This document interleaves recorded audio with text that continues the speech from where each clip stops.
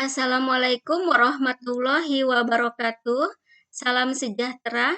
Semoga kita selalu dalam keadaan sehat walafiat.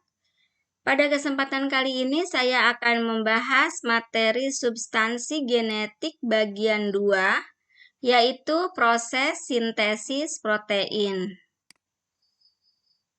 Seperti telah kita ketahui bahwa protein itu merupakan senyawa kompleks yang berbobot molekul tinggi yang berperan penting dalam struktur dan fungsi semua sel makhluk hidup.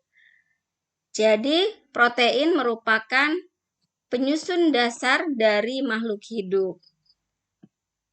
Protein ini dibentuk atau disintesis dengan melibatkan DNA sebagai sumber materi genetik pengkode berbagai macam asam amino yang akan diolah menjadi rantai polipeptida. Proses sintesis protein terdiri dari 2 tahap.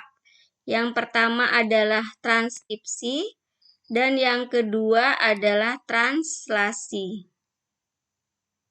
Proses transkripsi itu adalah proses penyalinan informasi dari DNA yang dilakukan oleh mRNA. Prosesnya berlangsung di nukleus. Kemudian translasi itu adalah sintesis polipeptida dari mRNA yang dihasilkan dari proses transkripsi untuk menentukan urutan-urutan asam amino yang akan membentuk suatu protein. Kita bahas satu persatu. Transkripsi itu terdiri dari 3 tahap. Yang pertama adalah inisiasi, dilanjutkan dengan elongasi, dan yang terakhir terminasi. Pada tahap inisiasi, RNA polimerase yang merupakan katalisator pada proses transkripsi ini akan menempati daerah promotor atau daerah pangkal transkripsi untuk memulai proses transkripsi.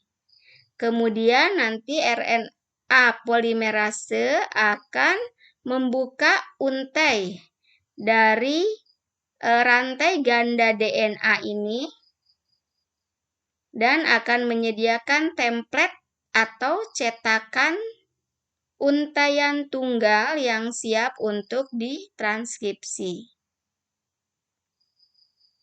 Jadi, proses transkripsi ini terjadi pada salah satu rantai DNA yang mengandung kelompok gen tertentu saja. Proses kedua yaitu elongasi atau disebut juga pemanjangan. Setelah rantai ganda DNA terbuka, RNA polimerase kemudian menyusun untaian nukleotida RNA dari arah 5 ke 3 sesuai dengan pasangan nitrogen sehingga terjadi pemanjangan RNA. Tahap ketiga yaitu terminasi. Pada tahap ini terjadi di daerah ujung atau terminator. Daerah ini memiliki urutan DNA yang fungsinya untuk menghentikan proses transkripsi. Rantai DNA nanti akan menyatu kembali. Kemudian RNA polimerasenya ini dan mRNA yang telah terbentuk akan terlepas dari DNA. Nah, mRNA merupakan RNA yang mengandung kode genetik atau disebut kodon. Nah, mRNA akan keluar dari inti sel melalui pori-pori nukleus dan masuk menuju ke dalam sitoplasma Di sini ada animasi yang menunjukkan proses transkripsi ini adalah sebagai berikut. Di sini RNA polimerase mulai melakukan proses elongasi atau pemanjangan. Nah, di sini messenger RNA mulai mencetak atau menyalin kode-kode yang ada pada rantai sense atau template pada DNA. Nah, kemudian rantai terakhir, nanti rantai DNA akan menutup kembali ya, dan mRNA akan terlepas dan masuk ke dalam sitoplasma. Kita lanjutkan. Proses yang kedua itu adalah translasi. Di sini translasi juga terdiri dari 3 tahap, yaitu sama. Yang pertama adalah inisiasi, dilanjutkan dengan tahap kedua yaitu elongasi, kemudian dan diakhiri dengan tahap terminasi. Kita ulang bahwa translasi itu adalah proses sintesis polipeptida dari mRNA yang sudah terbentuk di proses transkripsi untuk menentukan urutan asam amino yang akan membentuk protein. Pada tahap pertama ini, pada tahap inisiasi, ujung mRNA yang telah keluar dari nukleus akan berikatan dengan ribosom unit kecil. Di sini dibantu oleh enzim dan GTP atau guanosin trifosfat. Kodon inisiasi itu AUG. Ini disebut kodon star. Kodon itu kode genetik. Kodon star. Kodon ini memberikan sinyal untuk memulai proses translasi. Di sini AUG. AUG itu pasangannya berarti UAC. Karena pada RNA tidak ada timin, jadi diganti urasil. Nah, kemudian tRNA transfer atau tRNA antikodon akan membawa asam amino metionin. Metionin itu adalah kode dari AUG. Ini adalah asam amino metionin.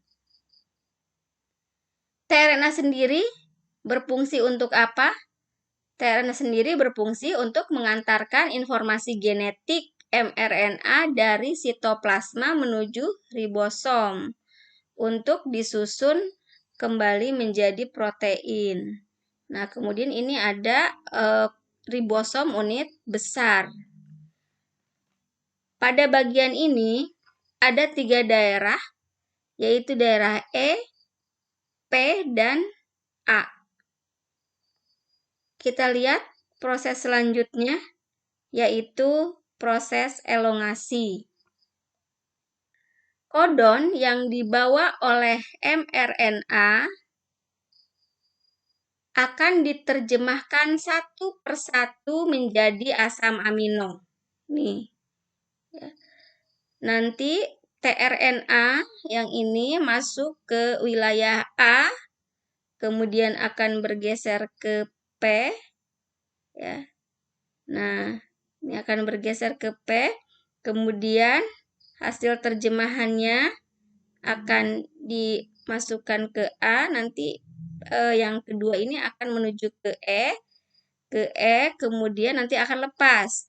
Nanti datang lagi RNA transfer yang lain di sini, terus ini mengalami proses pemanjangan, elongasi. Ya, ini adalah asam-asam amino yang telah diterjemahkan oleh tRNA. Jadi tRNA membawa pasangan dari mRNA itu untuk diterjemahkan. Nah, ini akan membentuk rantai polipeptida, nanti akan sangat panjang rantainya ya, melalui proses elongasi ini. Kemudian kita lanjut ke proses terminasi. Proses terminasi ini berakhir ketika sudah ada satu codon stop. Jadi pada saat proses elongasi bertemu dengan codon stop itu terdiri dari UAA, UAG, dan UGA, itu codon stop. Jika sudah bertemu dengan codon ini, maka proses pembentukan protein atau proses pembentukan polipeptida akan berakhir. Nah, ini dihasilkan rantai polipeptida. Tuh. Kita lanjutkan. Ada animasi.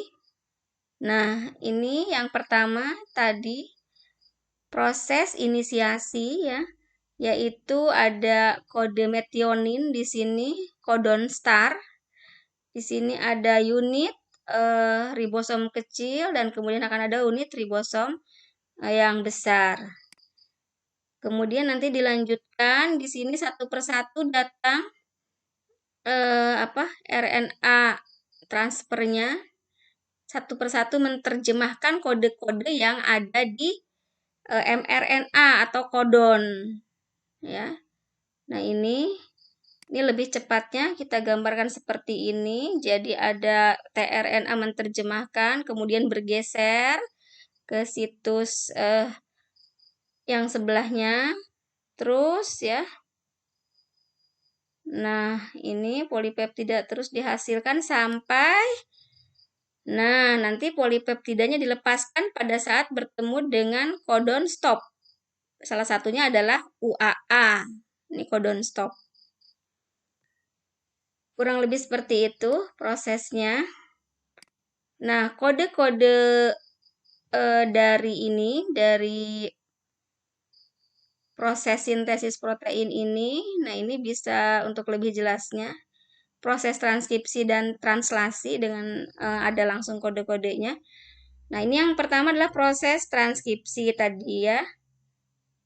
Kita lihat lagi ini terminasinya pada proses transkripsi. Nah, kemudian dihasilkan mRNA. Nah, proses selanjutnya adalah translasi. Nah, di sini datang tRNA yang menerjemahkan satu-satu kode yang dibawa oleh mRNA, diterjemahkan satu-satu. Kemudian di sini dihasilkan, sudah diterjemahkan kode-kode asam aminonya yang nanti akan berjejer panjang ya, terus sampai bertemu codon stop, nanti berakhir proses translasi ini, kemudian terbentuklah polipeptida atau protein ya. Nah, ini kode-kode genetiknya. Seperti tadi kode star, ada codon star yaitu AUG, yaitu metionin. Kemudian ada codon stop. Tadi codon stop itu ada UAA, UAG, dan UGA. Ini proses pembacaannya, misalnya kita mencari CAG, kita lihat huruf pertamanya di sini C, berarti ini. Kemudian di huruf keduanya A, berarti ke sini. CAG, G-nya kita lihat ke huruf yang ketiga ini G. Oh, di sini ada CAG. Nama asam aminonya apa? Glutamin. Seperti itu. Ya.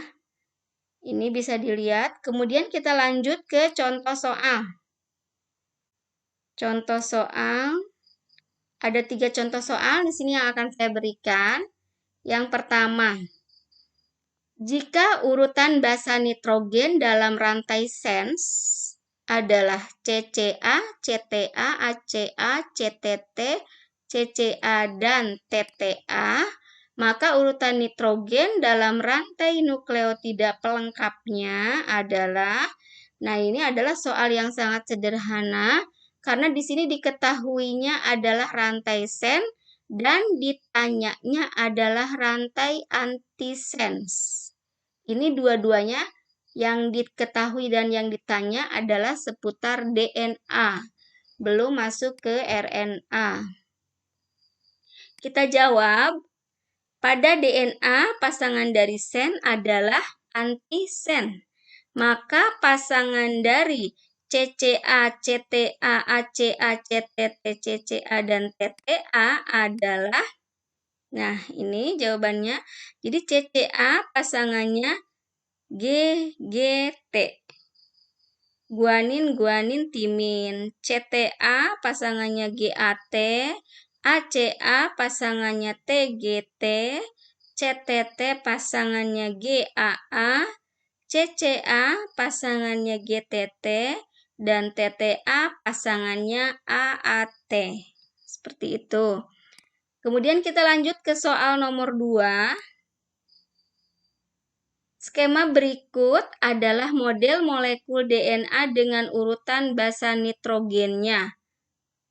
Apabila terjadi transkripsi, maka molekul RNA hasil transkripsi memiliki basa nitrogen seperti apa? Nah, ini diketahui rantai sens dari DNA dengan kode-kode sebagai berikut. Jika terjadi transkripsi, maka kode-kode yang ada di mRNA atau RNA duta ini adalah seperti apa? Kita jawab. Antisen di sini adalah seperti ini. Antisen ini adalah pasangan dari ini. AGA pasangannya TCT, AAT pasangannya TTA, GGA pasangannya CCT, CGG pasangannya GCC, dan AGA pasangannya TCT. Kenapa kita buat antisen dulu? Karena di sini kita biar tahu bahwa RNA duta atau RNA messenger itu kodenya mirip dengan antisen karena pasangan dari sens. Nah, sensnya seperti ini. Maka kodon, nah kodonnya adalah pasangan dari sens juga. Sama seperti antisen.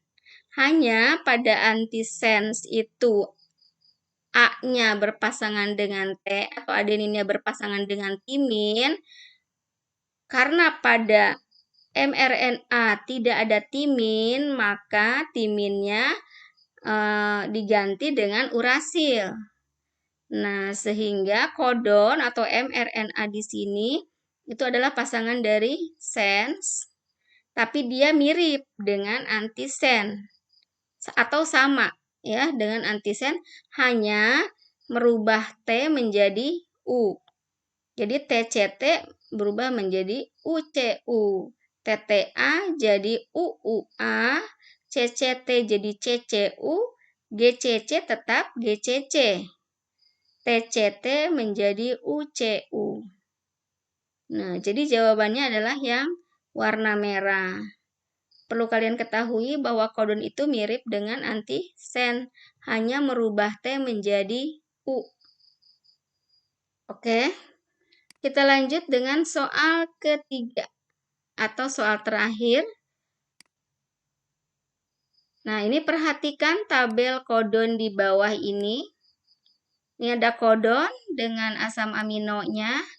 Kemudian di sini ada rantai dari DNA, yaitu rantai sens, salah satu rantai. Nah, ini ada pertanyaan, bila rantai DNA yang melakukan transkripsi ini seperti pada gambar ini, maka rangkaian asam amino yang terbentuk adalah apa? Oke, kita langsung jawab. Di sini rantai sensnya adalah ini.